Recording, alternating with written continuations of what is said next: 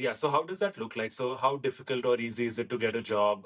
What are your prospects like? What are some of your peers doing in terms of how much money they make, etc.? I'm just trying to inform somebody that might be considering your career track for I themselves. think one of the biggest one here in France specifically is also the language barrier, which is So what are some things that you struggle with or you have struggled with, maybe in the past or currently do, about France or about, living in France and your life in France? And then, is there such a thing as a work visa? What prompts this question was you said you're limited to 20% of the jobs because of your probable non proficiency in French. So, yeah.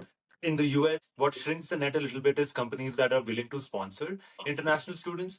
So, is there such a criteria in France? Last question here. What is the one piece of advice that you would give to any person that's trying to move to France for, we'll stick to studies for now. French people are jerks, like they're just not, friendly, they're rude and kind of stuck up almost. What has been your experience with that? Can you attest to that stereotype being true, or is that just a made up thing? Welcome to the Ready Set Do podcast, where we learn from journeys of not experts who are just two steps ahead of us. I'm Naman Pandey, and in this episode, my guest is Devendra Chhajer. Devendra has been working and living in France for the past 5 years or so, having moved there to complete his global management program from SPJIMR Institute of Management and Research. We begin by going over the rather serendipitous turn of events that saw Devendra move to Paris for his degree. We then deep dive into the things that he loves the most and the things that he loves to hate the most about France from his many years of living there. We go over the numerous challenges one can naturally expect to face when considering a move to France or really any new country for that matter, and also some workarounds for each, including a particularly helpful section around language barriers and how one can overcome them. Indeed, that section is actually helpful to anyone trying to learn any language, not just French. From there, we move on to a comparison of academics in B schools in India versus those in France. That finishes off the section on Devendra's experiences at the IESEG School of Management. The latter half of the discussion focuses on how one can go about building a career in France. We go over the various type of work visas, how challenging or not it is to get a job, and really all the intricacies one should be aware of before finalizing their decision to move to France for higher studies. Finally, Devendra shares some striking parallels about life in Europe versus life in India, culminating our discussion with what I felt were extremely relevant insights for anyone planning to uproot their life and move to a new country. This discussion is for anyone who's interested in moving to France for a higher degree and for building their career there, or anyone who is interested in learning what it's like to live in one of the most famous, beautiful, and metropolitan cities in the world. In keeping with our theme of learning from someone that's just two steps ahead of us instead of an expert, I'd like to emphasize that this discussion centers on Devendra's journey through college and beyond, and any views expressed are a direct consequence of his own lived experiences in France. My goal is for anyone considering a career oriented move to be able to plan ahead, to expect what their life may look like, at least from the perspective of moving to Europe. So now, my friends, without any further ado, my discussion with Devendra. Welcome. Thank you, Naman. How are you? I'm doing well. I want to take a moment to acknowledge those two kids sat in the third row in grade 6 section E in MP Birla Foundation Higher Secondary School a few years ago. And I just want to call out that we've come a few ways from home. With that said, yeah, what brought you to France? How did you end up living in France? Yeah, thank you so much, Naman, for having me. And as you said, like we go back a long way to the viewers. I think we've been friends for like 18 or 19 years now. And it's good to see you do so well, start this podcast in US. And yeah, so talking about my own journey, how I came to France was firstly, it was a matter of chance. It was not one of my dreams like many people had that, I really want to go to France or live in Yeah. Paris. I could relate it to your earlier podcast with Anand, where, he said like he gave CAT and then he gave the cat again because he didn't score what he was expecting to, and he didn't get the calls from the top MBA, top B schools that he wanted to, and he gave it again and got the desired result. In Right. my case, it's same to an extent, but actually it's like at the second part of it, it doesn't work out for me. So I don't actually end up getting the best B schools that I wanted to because of Yeah. some personal reasons that happened in the second year of my cat. But Yeah, well, incidentally, even that turned out to be pretty well in life because that Right. brought me to France and the life and the career that I have here today. And yeah, this, like, for the viewers, this can be one of the things, an example where, when you fail, and sometimes you even fail for the second time, even that is not the end. And sometimes that can Right. lead you to an unexpected outcome, which can actually be really good for you. So Right. yeah, I came here because of SPJIN Institute of Management Research in Mumbai, and they had affiliations with a few schools in the US, a few schools in Europe, be it France, Netherlands, and Germany. Okay. And France was actually my second preference. My first preference was the US, just like you, but the Right. fees were so high. Even after like 80% scholarship, Yeah. like the fees was unmanageable, and I would have to like kind of. Just to take out a loan, I would have to put my house as collateral, which I didn't want to do. So Right. just France happened. That sounds pretty intimidating. I won't lie. Yeah, absolutely. And that's when France was my second option. I got a decent scholarship through SPJN here as well. And Mhm. yeah, it just brought me to a new place with like new culture, new language, and it's been an amazing ride so far. Yeah. Awesome. So on that note, when you were at SPGen, is that so the cohort that gets to go out to these international colleges, is that open to every student that goes to SPGen, or is that like a selected few you need to opt for it? How does that work? Yeah, so at SPJN, what happens is there's the course that I did was called Global Management Program. It's not the Gotcha. regular PGDM course. Mhm. This also takes like CAT scores, GMAT scores, and all other Indian B school exams that you can give can let you to this course. And so yeah, for this particular course, everyone is it's designed in a way that you do a part of your MBA in Mumbai in India, and Mhm. then you choose a partner school and finish your MBA there and get your degree there. I So, see. at during my time, they had like two partner schools in the US and three odd schools in Europe. Now I know they have like multiple. They have even more partners in the US and Mhm. UK and Europe, and they are doing pretty well with the course. And yeah, I think so. Whoever, all that there were 80 people in my class. Everyone either went to the US or Europe. So, and yeah, I happened to come to France. Awesome. So how long have you been in France at this point? And Yeah, for it's timestamp purposes, we're in May 2024, and this is for, whoever's listening, maybe like a couple years later. But yeah, how long have you been in Yeah, France? it's been 5.5 years for me now. That's a long Wow. time though. So I came here in January 2019. I enrolled in this course in 2018 mid-year and did my first leg of 7 months in Mumbai. And then 2019 January I came here. Although having said that, I would still give it a cumulative 4.5 years because 1 year out of this 5.5 years I've been in India, Right. mainly because of COVID. I was there for 8, 9 months at a stretch Mm. during that time, and I keep going back quite frequently. So yeah, like cumulative, you would give it a 4.5 years, but yeah, it's been 5.5 years since I first came to France. Yeah.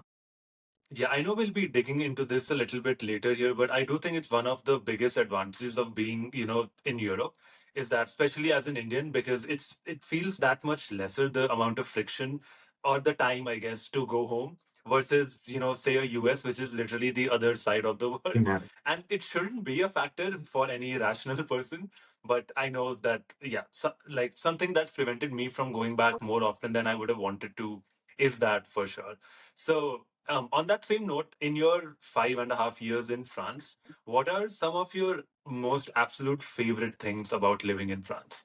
I think if I start with my most absolute favorite things, that would come down to the basics. So when I keep going to India, I always complain of the basics, which is again, people don't take it too nicely. Oh, yeah, you've come from like outside, you say this. But what Yeah, I really like here is firstly the fresh air that you can breathe when you go out for a walk. Like I'm comparing all this to India because that's where we have grown up, that's where right. we have lived And most of that our life. makes sense. Yeah, it makes Yeah. perfect sense And to do that. yeah, and like, the basic differences that I can feel in the quality of water, in the quality of air, that's like the top thing for me. Like, you can easily go out for a walk here just to clear your mind. In India, it's a whole big task. There's pollution, there's like heat, there's like no particular walkways that you can go to. Here, you have good parks, beautiful parks just near my home. There's like just 600 meters. If you walk into a big, like organized jungle of sorts where you see animals, where you can, Mm. like, just clear your mind with a walk in the nature. So that is that being one. And I think secondly, I feel Paris is a very beautiful city.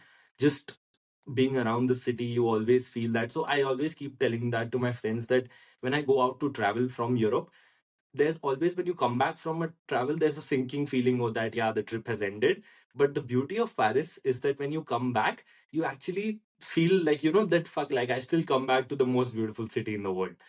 So that feeling is, it's very unique to Paris, I would say, compared to all other cities.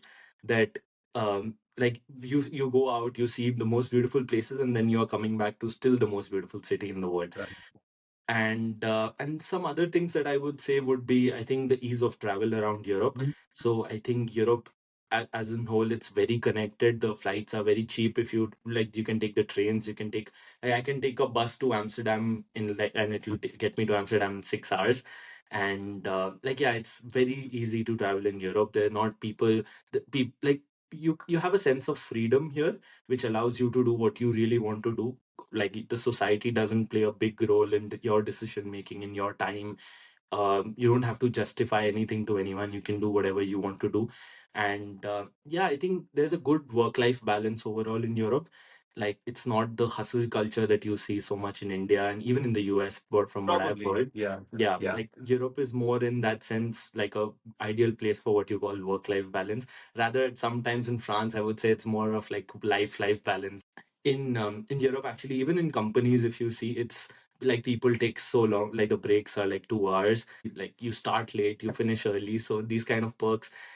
You have longer vacations in your yearly calendars. You can take 50 days off cumulatively in a year, which is very unique to European kind of work life. And yeah, I think overall it's a good place to be. It's like you have a mix of good, like different kind of cultures within, like kind of like India. You can explore different languages, different food, different cultures in like very short span of travel. Yeah. So yeah, those are some things which I really love about living here in France. Yeah. Absolutely. And I guess so. I work with some European counterparts at my company, and it's really funny that anytime summer comes around, if you try to book any person in Europe's calendar, like they're just out of office for 2 months straight. It feels like all of, June, July, August ish. They're like nobody's in office. They're just all, chilling and not working for sure. Yeah. But really great call outs there, Devendra. I think the one thing I want to drill down on a little bit is just trying to understand. So your first point around, say parks and such, being able to go out for a walk, etc. I know, for instance, in Calcutta we have lake gardens, for example. There's like a lake, there's a little park around it. So am I understanding correctly that you're trying to say that if Calcutta had multiple lake gardens, it would be maybe closer in your head to France than it is currently? Is that kind of what you were getting at, or is it a whole different level altogether?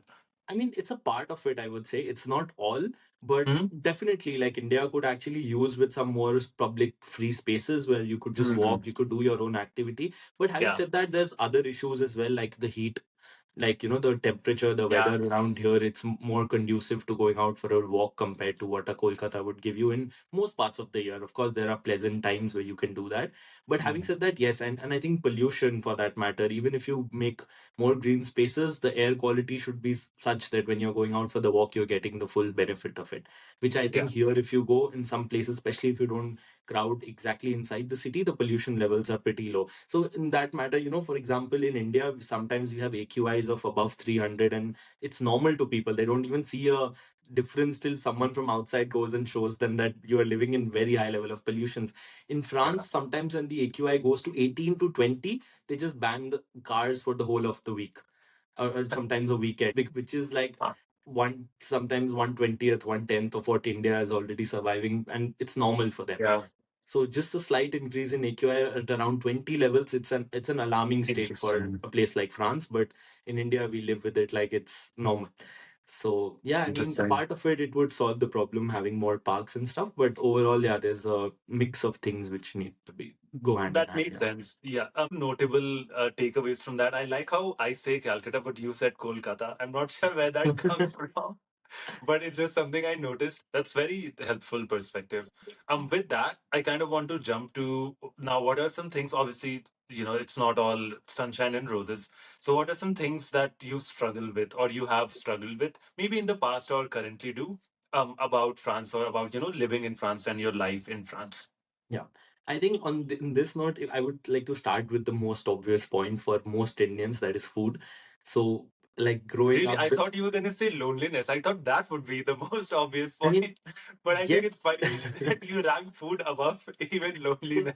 I think, be it some other people, like some other nationality people, they would probably rank all of this first. But being an Indian, Mhm. I think food is the first thing that comes to mind. Ask Love any it. of my friends here. And having said that, French cuisine is like noted to be one of the best cuisines in the world. So it's not like food is a problem here in general.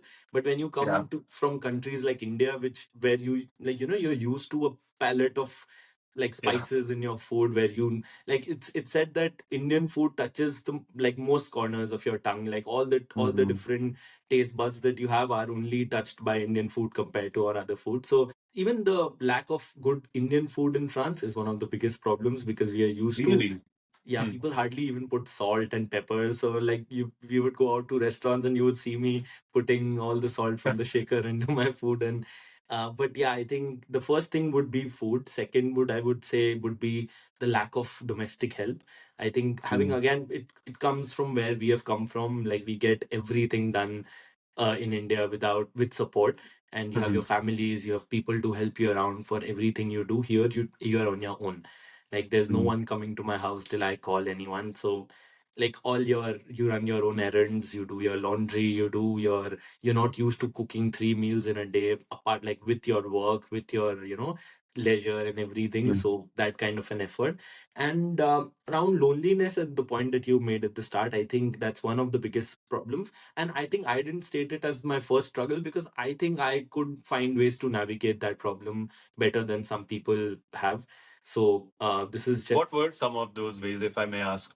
yeah, I think the for me, I've been social, like growing up in that sense. So like making friends have never been like a big problem in my life. Mhm. Having said that, we have had like huge groups in our school life Yeah. where we could, somehow maybe it all started there, where we could so easily cross boundaries and make friends with like hundreds of people in our school. But I think I could keep it here as well. It's not very difficult for me to go out of my comfort zone and just talk to people and kind of befriend them. And I think the first thing that helped me was I used, like, sometimes I use different apps also to socialize. There was this one app called Time Left, where Hmm. you could have dinners with like five different strangers who you don't know, and like the AI or the app would kind of connect you to five different strangers with whom you could go and meet and have Oh, dinner wow. and get to That's know pretty them. cool. I had never Yeah, heard of that. and Yeah. actually, it started in US very recently. The same app, so I Okay. see their marketing thing. So you can actually give it a try. It's pretty nice. Awesome. Having said that, I came through university. So if someone they directly come through a job, it's even Mhm. more difficult for them to get into Mhm. groups, because when you're coming through a university, you have your college friends. Just like in India, if you go change your city with a job, it's much more difficult. But if you go through the education route, you get a class, you get those 80 100 people that you True. see every day, in terms of like, and they are in your age group, they're doing the same thing as you are. It's easier to break those boundaries. And secondly, of course, you'll always find a Indian community of sorts going, be it Europe, be it in US, and it would be easier to break into those groups. It would be easier to find those, like, I always say that I have two kinds of friends. One who are like family, and that those are kind of my core Indian group that I have here, and Mhm. then the other really good friends who are not Indians that I kind of meet day in and day out. But I think, yeah, I think the first thing, if someone is looking to make friends, is they have to stop kind of thinking that they would be like what we are. So one thing what people do is Okay. always seek for familiarity. But when Mhm. you are in a place where they don't speak the same language, where the culture is totally different, I think familiarity won't take you like a long way, because kind of everything is different. So it would be difficult for you to find that connect in basis Mhm. of familiarity. So at that point, Yeah. you need to have an open mind, where you could communicate with them for what they are, and not with your like preconceived notions of what you want to see in people.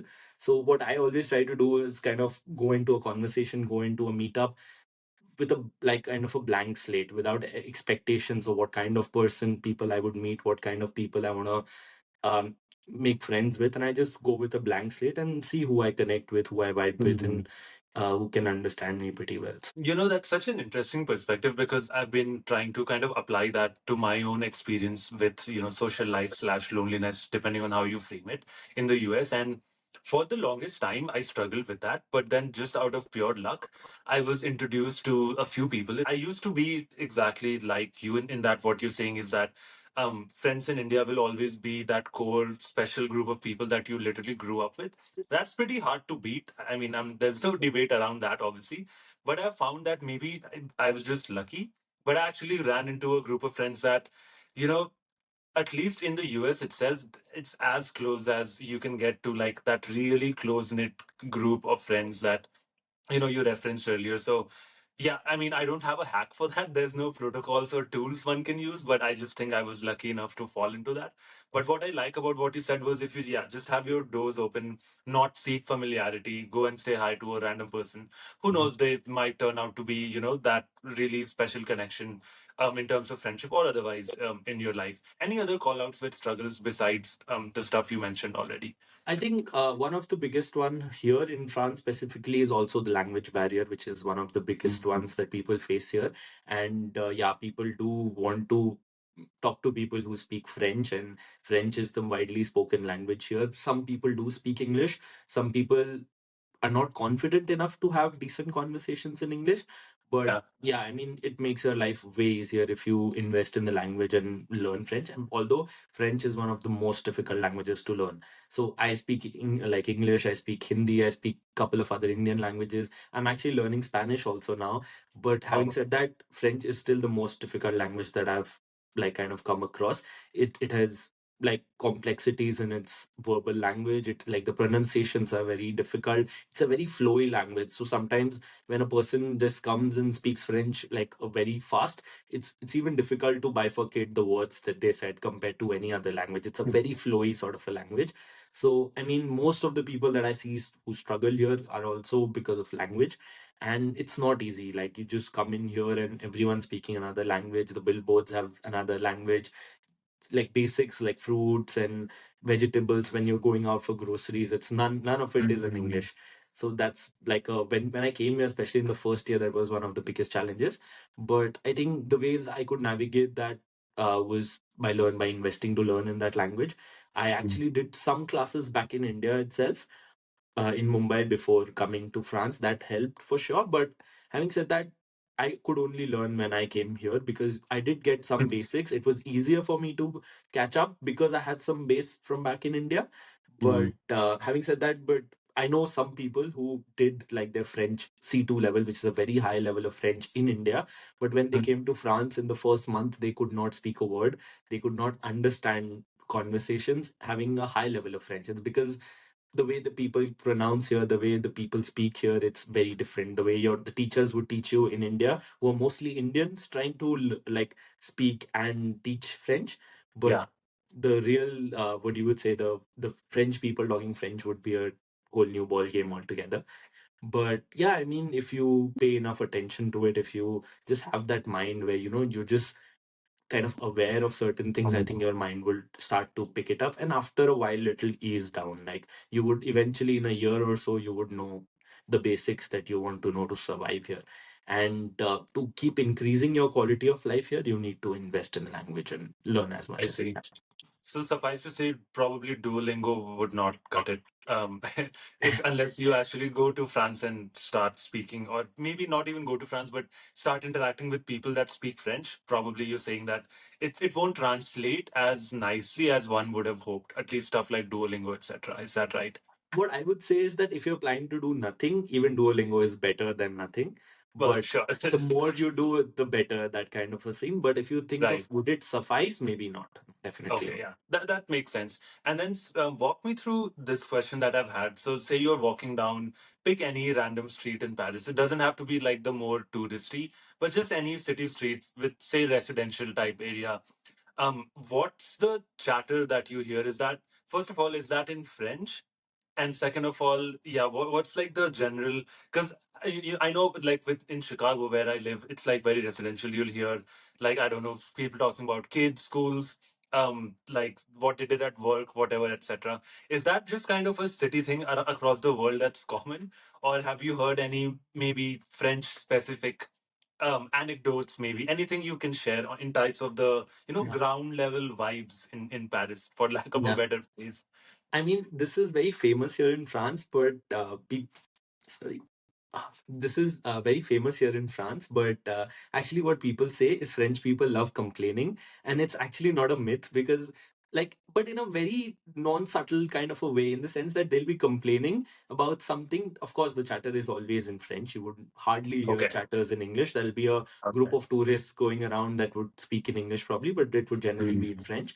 And you would like here the crowd is much more younger, I would say, especially within the cities. So if you go towards the outskirts, you'll have those, as you said, like families talking about kids Mhm. schools and all of that. But within the city, if you go to a bar, if you go to a restaurant, if you go to a cafe, it's usually young people, and more often than not they're usually complaining about something or the other. So that the tone, but it's still funny, and it's not like the tone is not kind of condescending, or like it's Mhm. just in their nature to kind of talk about things which don't please them, that kind of say in a very funny nonchalant kind of a way. Yeah. But yeah, I think generally it's about like some it's usually about travel, it's about other countries, it's about some random cuisine they tried. So yeah, it's Uh-huh. more exploratory in nature. It's not the Interesting. usual my kid is going to this school kind of a conversation. Yeah. Interesting. That's a great call out. Yeah, I had absolutely no idea that French people were, of the complaining sort. What I did have an idea about, however, is there's this very widely, I feel like, accepted notion at this point that French people are jerks. Like they're just not, friendly. They're rude and kind of stuck up almost. What has been your experience with that? Can you attest to that stereotype being true, or is that just a made up thing? So I absolutely do not agree to that attestation. Although I can understand why some people have those kind of experiences. Again, it's a very individualistic experience that people can have. I've had people who have come from India as a tourist and they've been around in Europe, and when they come to Paris, they say that why do people give such cold vibes out here? But that was not the case in Spain or in some other parts of Europe. I think Mhm. one of the major things that I feel is different is firstly here people are actually not very confident in English. Okay, so that confidence, lack of confidence sometimes translates into what people think as being jerks or not being Mhm. helpful. Okay, so just imagine if you not knowing French, I come, like I start coming and asking you something in French, the first person to come that you would just kind of signal to me that you don't understand and you can't speak.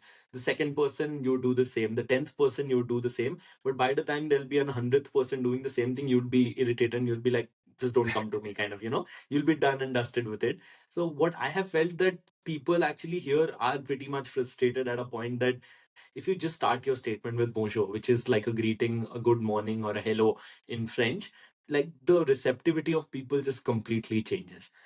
So it's just about making that bit of effort to just start with something which like they are used to. I remember the first time that I came to France, I was at the airport, okay, and I asked this one of the security ladies in the airport that where is this exit or something like that, and she just stopped. She didn't like say anything, she just gave me a look and just she said bonjour, which is just to kind of educate me in that moment that you always Wow. start with a greeting. And the first thing I felt the same thing, okay, like why would she have to kind of lecture me like that? Okay, so what if I didn't start with a greeting? But having lived here for 5.5 years, it actually makes a lot of difference. Now, when in India, when we just go to a shop and be like, can you give me this? Like, you just to the point and not being greedy enough or not Right. start your day with, oh, good morning, how are you today? So here, if you just randomly go to a bakery, they would start with bonjour, comment allez-vous? Like, "Oh, passez un bon journée." When you're done with your buying, they would be like, have a good day, like in French and everything, Yeah. which is actually it makes a lot of difference later when I see compare both of these, I realize.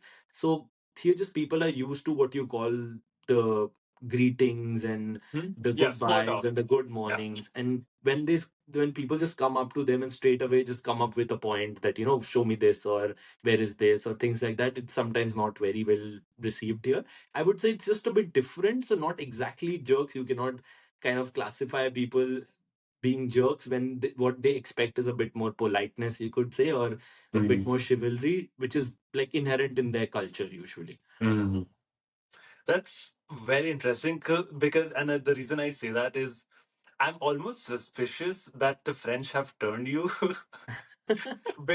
So here's the thing. So if I'm at an airport and if that happens to me, I don't know if I would be as receptive as you are to what she was trying to do. I commend you for being that way and for being open minded and trying to understand her perspective.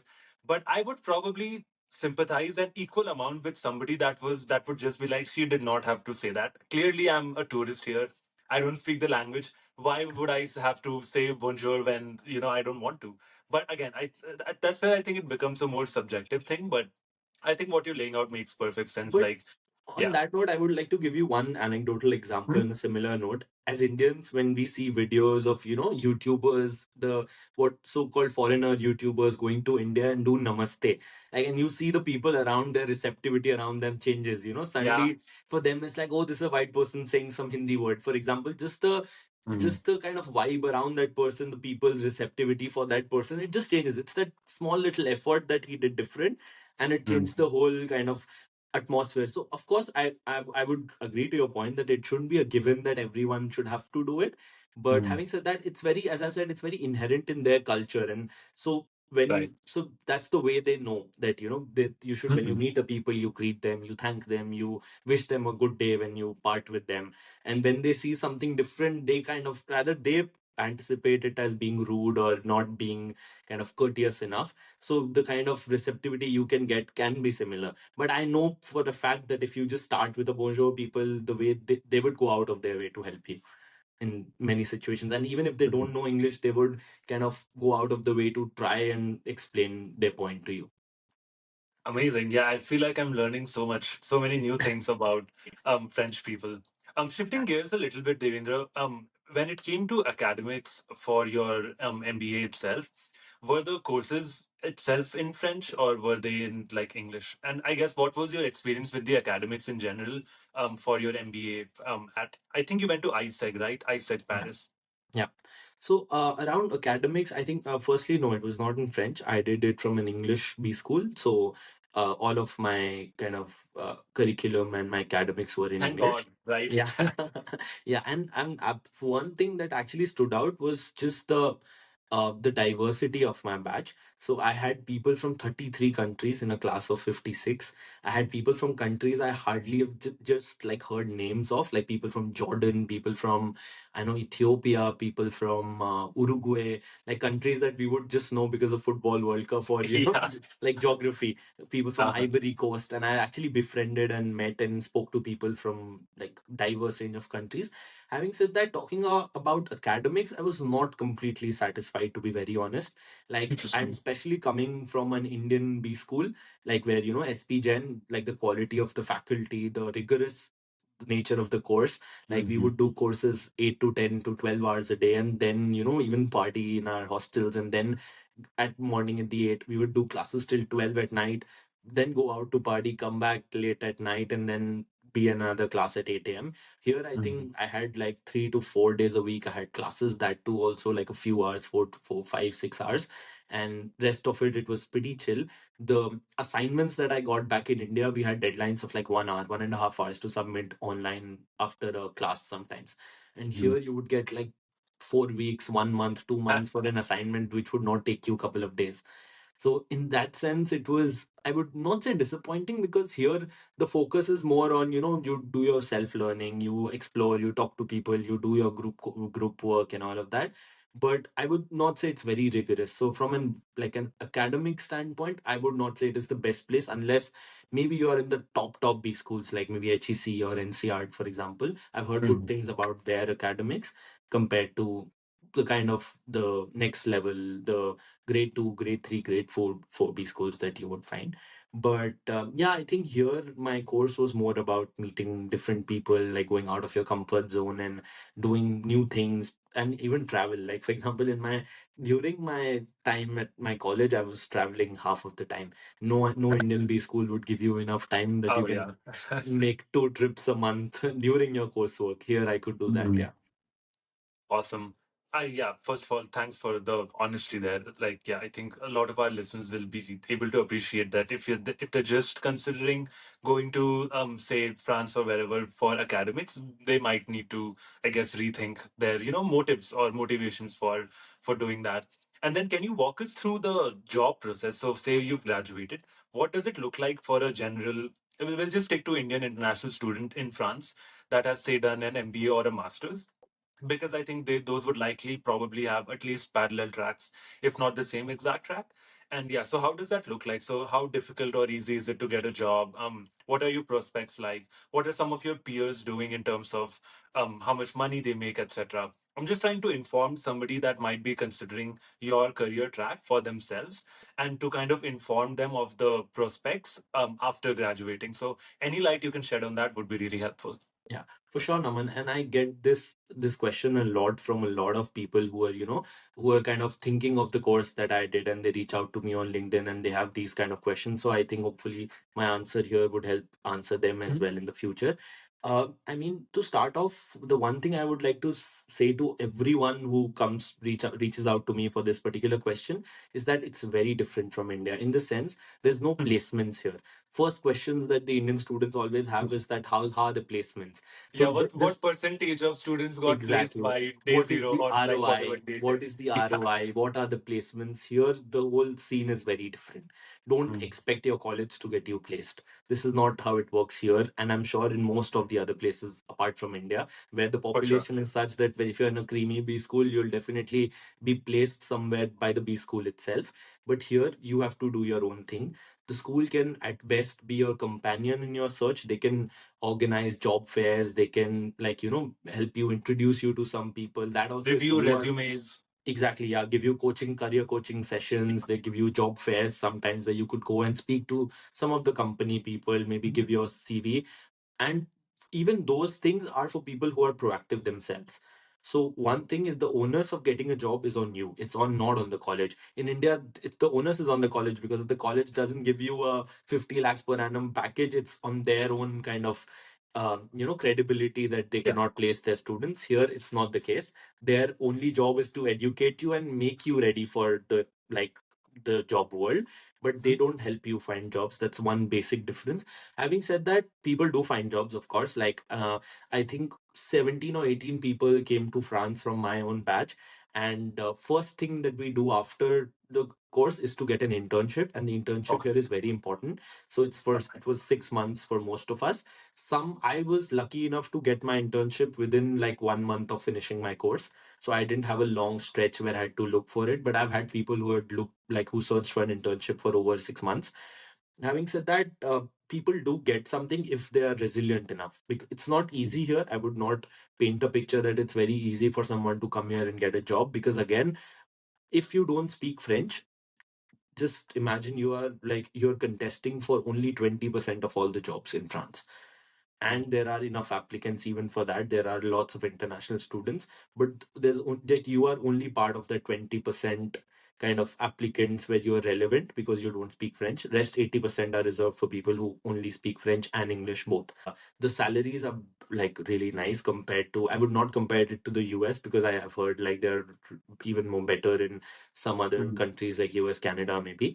But it's better, definitely better in India than in India. Even the internships pay well. The internship can pay enough to cover for your rent, for your expenses, for your travel sometimes. Whoever I know who, like, sometimes people took 1 year to find a job, 1.5 years, 2 years. And there's some people I know who went back to India just because they didn't find something. But Mhm. whoever chose to stay here, whoever chose to be resilient enough to actually keep looking for something, just reach out to people on LinkedIn. I think most of them did find something. Awesome. Having said that, my friends, my peers, I think most of them are working right now, and they're in really good roles in good companies. There are people who are still kind of struggling in the sense that there's a contract called CDD, which is like a fixed term contract. It can be 6 months, it can be 1 year, it can be 2 years, and then basically you're unemployed after that time, and then you have to find another job. So there are some people who found those kind of contracts, which is CDD, compared to a CDI, which is like an indefinite contract which doesn't end, so it's like a permanent employment. So if some people found CDDs or internships, so they have had that struggle that, okay, I finished the CDD, so I have to look for another one now. So they have had those patches of struggles where they have to come back to the job search market. But if you did land up a CDI soon enough, and you've been lucky enough and kind of hardworking enough, it's a balance of the two always. And if you have been doing that, then I think once you get a CDI, it's one of the most kind of powerful contracts in the world, because Mhm. in France, like legally, technically speaking, they don't acknowledge at will employment. What it means is that you cannot just wake up one day and just fire someone. So just the process to fire someone is so kind of detailed, and it's so Hmm. contested that it's not very easy for companies to fire you. So if someone actually landed up with a CDI, there's very high likeliness that they are pretty much sorted for a good bit of time, because they Awesome. either have to prove that you are not worthy of, like, that your performance is very low, or your you have disciplinary issues, or the company is in like deep financial distress. In the absence of these three kind of events, they cannot fire you. So I think Awesome. most of us who come here to France, most of my friends, what they look for is that one CDI to get you on track, like, for your stay. It helps with your visa and everything. But yeah, I think most of my friends that I know are in stable and good paying jobs. Yeah. Awesome. And then, is there such a thing as a work visa? What prompts this question was you said you're limited to 20% of the jobs because of your probable non proficiency in French. So, Yeah. in the US, what shrinks the net a little bit is companies that are willing to sponsor international students. So, is there such a criteria in France as well, or is it mostly any you can apply to any company out there that doesn't have to do that extra step of sponsoring your work visa? Is that a thing at all?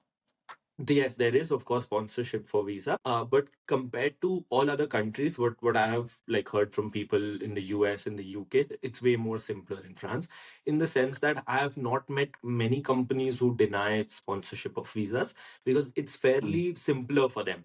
They don't have to pay huge bucks. They have higher thresholds to hire people from outside the country. Mhm. The overall immigration kind of system is more receptive to foreigners, and especially Indians, compared to many other countries. So one of the most interesting things here is that after doing my course, I had 2 years of what is called an APS, which is a work search visa.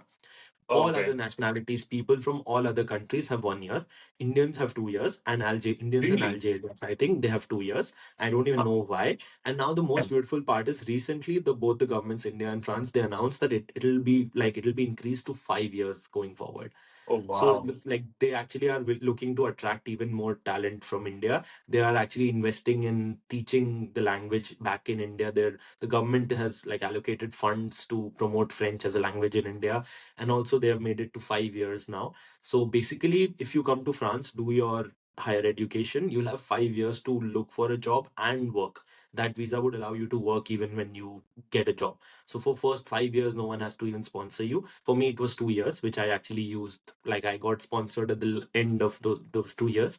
Okay. And to talk about the visas, so once you get a company who's willing to sponsor you, which is not so, I wouldn't say that every company is okay to sponsor you, but like the likelihood that a company would sponsor you is higher in France compared to like when I apply for jobs in UK or US or Mhm. Canada. It's like most companies have it written that we don't sponsor. So if Yeah, like you same don't as have the a work US. Yeah. visa, In the yeah, if even you in don't the have a job description, they'll just note that this position does yeah. not offer sponsorship for work visas. Yeah.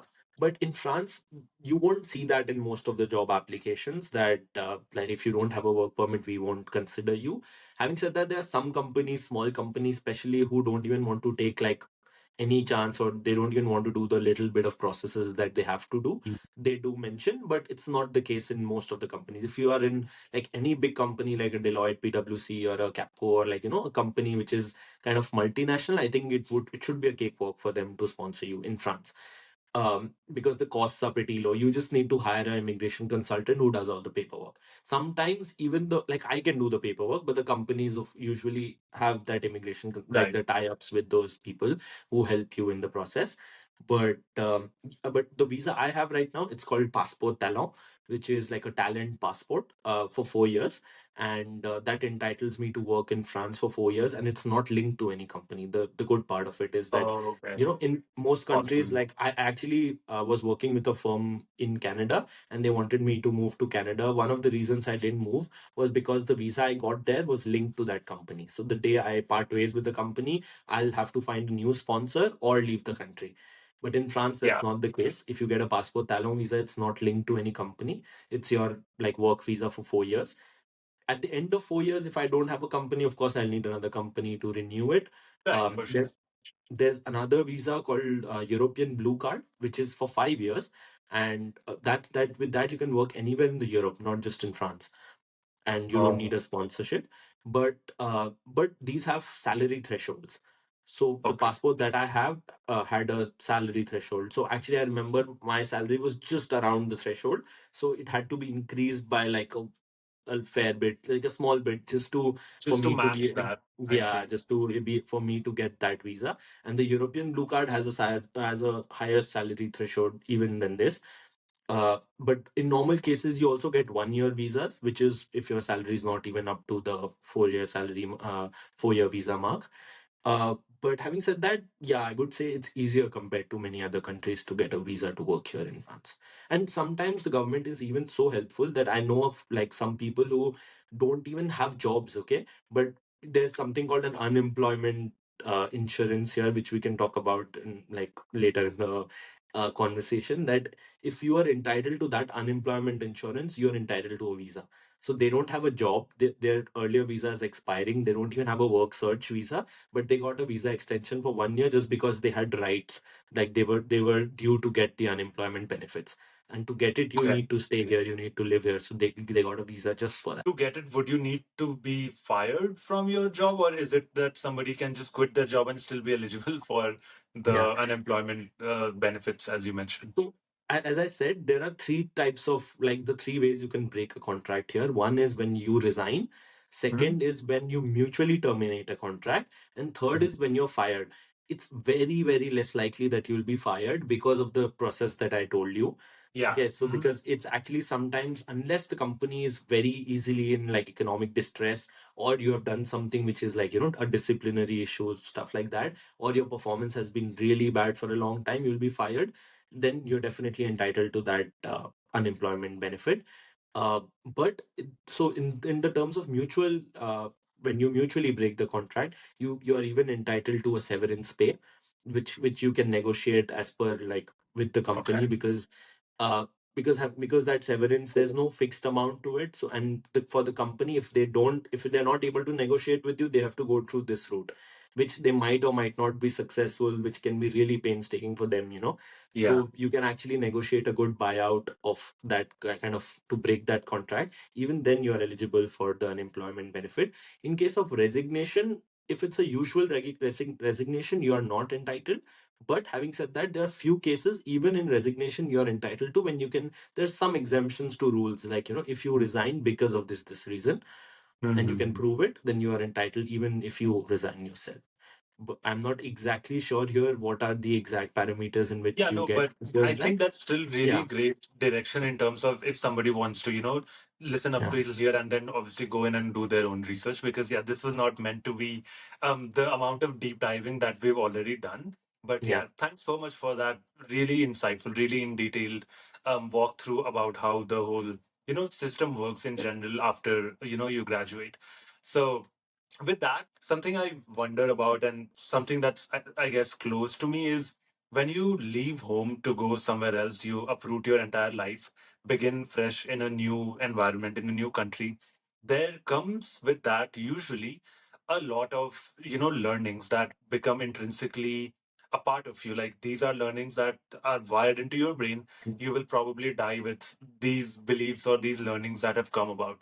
So, what are some of those really intense ways in which your life has changed as the consequence of you moving to France? And yeah, I know this is kind of a heavy loaded question because I've heard that a lot of times the first thing that comes to mind is probably the most fitting for such type of questions.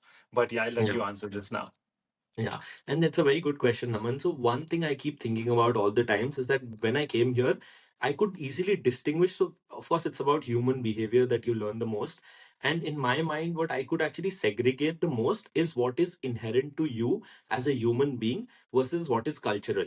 What I mean by that is that in India, you are used to a lot of things which is like societal, which is cultural in nature and not human in nature. But what we tend to believe that this is human, everyone does it.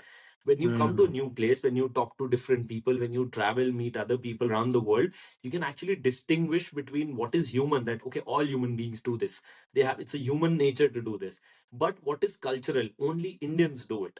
But in Yeah. India, having growing up there, having just met people Right. from there because it's a practice there, we feel that it's human to do it. So that segregation Love I that. could like understand pretty well when I came here. And having said that, I think I became more open minded to a lot of things. Like I would say like just the kind of preconceived notions I had about a lot of things broke. I would now Mhm. want to kind of, even before assuming anything, now I try to delve deeper into things and understand people's perspective rather than just having a judgment.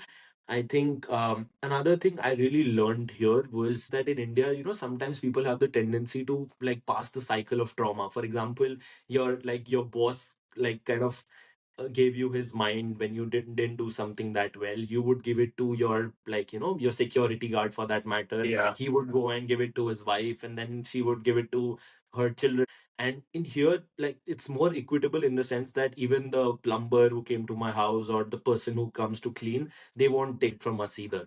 Like you have to be equally respectable to them. You cannot pass on your own trauma to other people thinking that and it's not based on what the profession you are in. The hierarchy in India is very much based on profession. If you are like a Yeah. security guard, sometimes people even salute the people who just like were nobodies in that sense. Yeah. So here, yeah, here I see like Brigitte Macron, who's the wife of like Emmanuel Macron, the president of France, just like be by the Seine without any security, without any people coming in, like ambushing her for a selfie or picture. There's no stardom kind of a culture here. So that kind of a general respect of people, I think it's pretty nice here. Yeah. I think that's a really funny call out because I know there's a How I Met Your Mother episode on the, cycle of trauma that you just referenced where I think Marshall gets yelled at. So Barney drags him down to a diner and forces him to yell at their server that was bringing them food. And Marshall just struggles so much with doing that. So I think it's Yeah. really interesting in that it almost sounds like Europe might be the only part of the world that's stuck true with that type of not Yeah. placing somebody's the amount of respect you give somebody to their profession, whereas even the US has in some ways Yeah. fallen prey to that. India definitely has, obviously I know that because I grew up there, so it's prevalent there. But I think that's a really cool perspective and not something I was aware of, that yeah, it really sounds it is that much equitable when it comes to general society. Last question here. What is the one piece of advice that you would give to any person that's trying to move to France for, we'll stick to studies for now, but also with the intention of living there semi long term, if not super duper long term? Yeah. I think the first advice that I could think of is that if you're planning to come here, it's a beautiful place. But having said that, you have to drop a lot of things that you know right now and that you kind of live with every day. So you have to be prepared to come with a really open mind. You have to come with a very kind of with your receptivity at like high, at max when you're coming to a new place, because you would be shocked with the difference in the way the society functions here as a whole. So you cannot kind of, in this society, you cannot come with your habits that you get from India and just live here. Yeah. You'll not be able to adjust. Wow. But having said that, yeah, and I think if you like to travel, if you want to see the world, if you want to meet people from different walks of life, from different countries, from different cultures, religion, from people of like from countries that you have not even heard names of, probably it's a good place to come and be in the mix of that around the world. And but I would say that don't look for everything Indian here. I have some friends, okay, like they were not used to eating spicy food when they lived in India, but when they came here, suddenly just the craving for spicy food went so high that they would put so much of spices in their food, which sometimes is not even eatable. So they Yeah. overcompensate for what they don't get here. So, and one of the things that I felt that like love about myself being in France, that I feel I'm closer to India, which is a very good thing. I am more thankful for things that I got in India when I came here, because you don't get them here and then you realize Yeah. the value of it. And having said that, when you come here and you go back, you'll always go back with some certain things which you'll be thankful for when you are in India. And you need to kind of choose, you need to focus on those positives instead of what you don't have. For example, in France, you cannot wake up every day and crib that you don't have help, that the food is not what you would like it to be, or Right. you have to take the metro and you don't have a car. the same way when you go back to India, I try to like not crib about the fact, like, you enjoy those perks in India. When you live there, you enjoyed it all your life. So when you are here, you should try to enjoy the perks that are here, like traveling, like government support for that matter. Like you get a lot of benefits from the government in forms of rent subsidies, in forms of, I mean, I bought a bicycle, I got 50% from the government, just Wow. as a kind of an initiative, because you bought a cycle and those kind of stuff. So yeah, just basically choosing to focus on the positives and not what you are missing out versus, being in India. Yeah, definitely can relate to a lot of those call outs, especially the one about often it is going away from home that actually brings you closest to home. Like Yeah. I never personally used to listen to say Bollywood music or Hindi music to the extent that I have started doing over these past 2 years. I'm like, I'll wake up randomly and crank Kishore Kumar, and I'm like, who am I? What is going on here? But it just hits different, dude. It's just. Yeah, I mean, there's something about it. I wish there was a term for it. Maybe somebody should come up with that. I don't know whose job it is to do that, but maybe you and I can later. But it's been so nice talking to you and learning about your experience in terms of the job, the work visa, the socialist nature, and really your entire experience living in France. So thank you so much for taking the time today, and I hope you continue to grow and build through the amazing life that you're living. And it's been really amazing to follow your journey so far for 18 years and hopefully for many more years to come. Thank you so much, Raman. It was lovely being here and talking to you as always. And yeah, I hope people benefit from this and would like consider moving to Europe or the US. And yeah, thank you so much. That brings us to the end of episode 10 of the Ready Set Do podcast. I cannot believe that it's been 10 episodes already, and the ride so far has been nothing short of just phenomenal. If you benefited from this discussion in any way, the easiest way to support this podcast is by subscribing to my channel on YouTube and by giving me up to a 5-star rating on Spotify. As always, I cannot thank you all enough for sharing these conversations with those that continue to benefit from them. To get in touch with me or to nominate any guests for the podcast, please feel free to reach out on my Instagram, which is ready.set.2. I actually do not have a quote for the week for this episode, and my reasoning there is the first person to point that out to me in some way will get a $10 gift card from Amazon. So leaving that as a fun Easter egg for, somebody out there to find, maybe hopefully within the next 30 years. Catch you all in the next one. New episodes every Wednesday.